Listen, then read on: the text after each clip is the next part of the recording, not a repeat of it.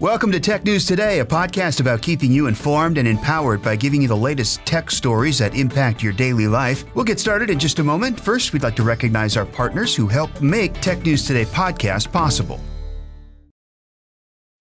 It's Wednesday, October 24th. I'm Mike James from Commando.com. Coming up in a bit, what companies to watch out for when you get an email from them, plus how crooks stole a Tesla with a hack, and no surprise here, people are terrible to each other on the internet. We start with the latest news on how phishers try to trap you. Have you received an unexpected email from Microsoft, PayPal, Netflix, or some of the others? A new report says crooks trying to steal your information use some brand names more than others, and those are at the top of the list. The company that did the study, Vade Secure, says phishing attacks increased just more than 20% in the third quarter. Besides those big names, others used in phishing emails include Bank of America, Wells Fargo, Facebook, and Chase. For consumers like you and me, the attackers are trying to get access to your money from PayPal or your credit card information from Netflix. For big companies, crooks used the Microsoft attack and spoofed email from cloud-based services and financial companies to try to get access to your credentials for Office 365 and OneDrive. Once they get that kind of access, the crooks then can get all sorts of confidential files, data, and contacts. One other interesting thing that Vade Secure found is the days that spoofed email is sent seems to be targeted. For example, if you get a Netflix email on Sunday, then you're probably about to sit and watch something. That is the top day for those fakes. Other phishing email seems to be sent out on Tuesdays, Thursdays, and mostly Fridays.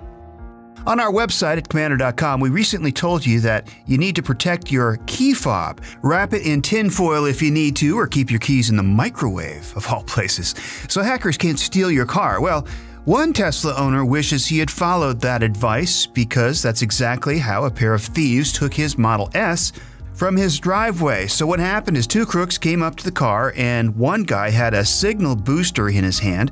Once they got the signal from the key fob and a second guy with a cell phone did his work, like magic, the doors unlocked. The toughest part for thieves was figuring out how to unplug the car. They finally figured out and then drove off. And the owner of the car posted his security video of the act, no doubt after he looked out the window in the morning and wondered where his car had gone off to. Now, if the owner had kept his keys wrapped in foil or tucked away in a signal-blocking pouch or a microwave oven, the crooks would have never been able to get the car. But the Tesla also has some features to keep this from happening, and the owner says he didn't use them. The lesson here is protect your signal, sending fob, and if your car has extra security features, you might consider using them. That might be a good idea. And here for a quick moment, I want to recognize our friends at Dell who help make these podcasts possible. As a business owner, you rely on Dell Small Business Technology Advisors, and you know there's nothing small about your business. Your reputation is always on the line, and that's where the Dell Small Business Technology Advisors come in. Reliable Dell PCS with Intel Core processors are rock solid, and that means you can focus on getting business done. Call 877-BUY-DELL. That's 877-BUY-DELL. And back to tech news from Commando.com. If you're leaving on a jet plane anytime soon, you might be looking around to how you're going to find the cheapest airfare. Well, we got you covered there. Another travel site has published another study about the best time to book flights, and it's focusing on international trips. You know, if you're heading overseas, you can't book at the last minute or you're going to get hit hard in the wallet. Now, we aren't talking which days of the week are best to book, but how many days in advance you should make your reservation to get the best price. The shortest wait was for Canada. The site Cheap Air recommended you book tickets 60 days in advance to visit our friends up north. For Mexico, the advice is 70 days, and it's the same for Central America. The longest lead time for cheapest ticket is the Caribbean at 207 days. That's more than 6 months. Tickets to Europe should be booked 160 days in advance, South America 110 days, Asia 120, and the South Pacific 190 days in advance. Both Africa and the Middle East topped out at 190 days as well. Well, just a couple of days ago, we told you about a bug with the Pixel 3 phone that caused it to stop saving photos. We told you then that Pixel's maker, Google, would probably roll out a patch soon. Well, now Google has announced that a software fix for that problem will be coming in the next couple of days. It also looks like the problem isn't with the Pixel 3 as much as it's with the Google Camera app itself. The problem has surfaced on some Pixel 2 and Pixel 2 XL phones, also along with other Android phones like Samsung Galaxy phones, Moto Z and E, and Nexus 5X. The problem is caused when the Google Camera app shuts down right after taking a photo. And before it finishes processing the new snap, you'll see a thumbnail in the camera's gallery circle, but when you go to tap it, it will disappear. The software patch sent by Google should fix the problem. Until you get that patch, though, you'll have to work around the issue. And here's a couple of ways to do that. You could make sure your camera app stays open while it's processing the photos. The other fix involves a camera function that takes a couple of extra seconds to finish. It's called HDR, meaning high dynamic range, and it means your camera takes 3 photos in 3 different exposures in rapid fire, then assembles these into the best looking photo. And since it takes 3, the processing takes a couple of extra seconds. Turn off HDR until you get the patch, so your phone will finish storing those photos quickly. Getting rid of your old phone when you get a new one just became a lot easier on eBay. The giant online marketplace has unveiled a new service called eBay Instant Selling.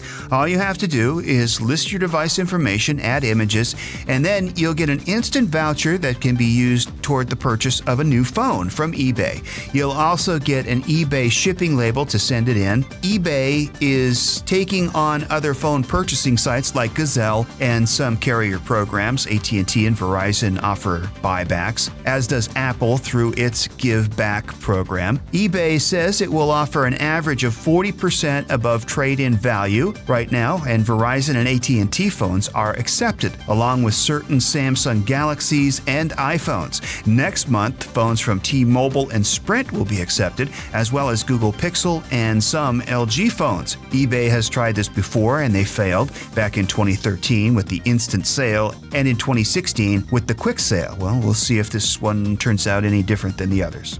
Just ahead, we might find life on Mars, plus there's real proof that we're really awful to each other online. But right now, a quick thank you to our partners that help make these podcasts possible.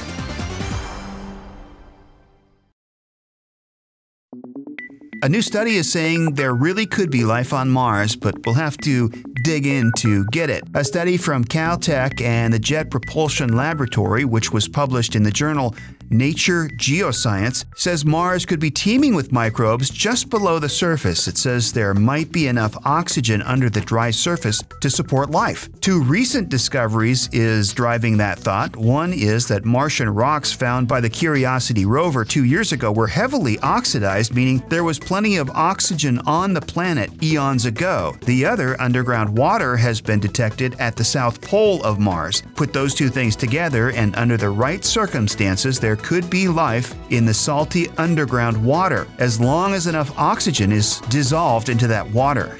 That thought is surprising scientists who thought that there could not be enough oxygen. Probes sent to Mars have been looking for traces of ancient life. They haven't found anything yet, but the possibility exists that they could still find some microbes living there now.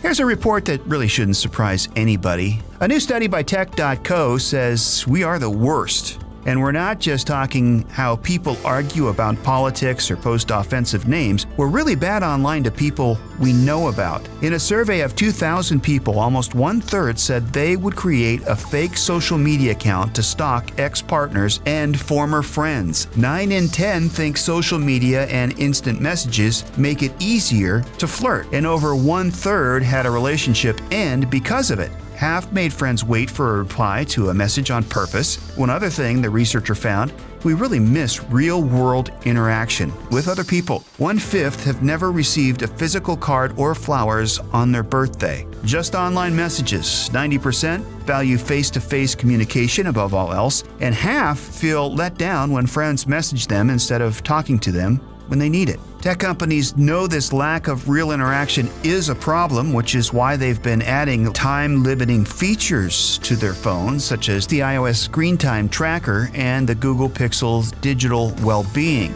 But don't just rely on your phone to tell you. The best way you can be friends is put down that phone and talk to that person across the table from you, or go visit a pal in real life. Everybody wins. By the way, once you're done listening to our podcast, do us a favor and help us spread the word. Give us a good rating on wherever you're listening to, and we do thank you.